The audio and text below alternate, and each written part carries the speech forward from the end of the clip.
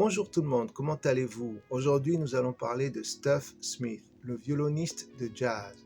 Il est né en 1909 dans l'Ohio et c'est son père qui lui a enseigné le violon. Parmi les musiciens qui l'ont le plus influencé, il a mentionné Louis Armstrong. Dans les années 20, on le retrouve au Texas où il joue dans l'orchestre d'un musicien connu à l'époque, Alphonso Trent. Puis en 1935, il est engagé à New York dans le club très célèbre The Onyx Club. Il va fréquemment jouer avec Coleman Hawkins, Dizzy Gillespie et Charlie Parker. Stuff Smith s'est fait connaître surtout à l'époque du swing, style de jazz qui a connu ses beaux jours avec Duke Ellington et son orchestre. Dans les années 40 et les années 50, il était en grande demande. Il a joué avec Ella Fitzgerald et aussi Nat King Cole.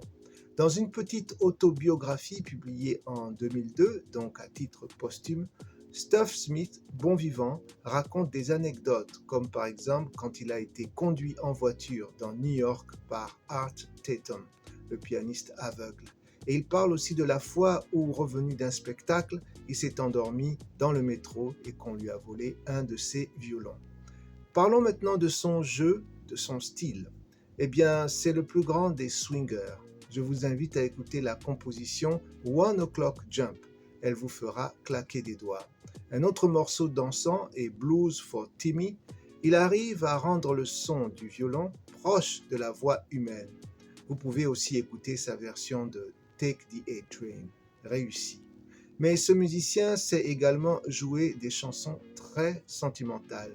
Il a un toucher magique. Je vous conseille Would You Object, c'est ma préférée.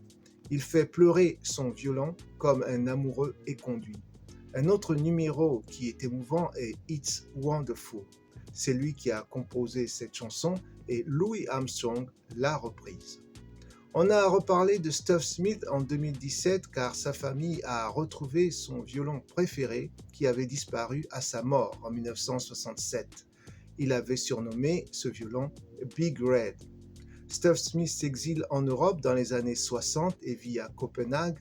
Il meurt à 58 ans à Munich à la suite de sa consommation abusive d'alcool et il est enterré au Danemark. Stuff Smith fait partie des musiciens photographiés en 1958 par le photographe Art Kane.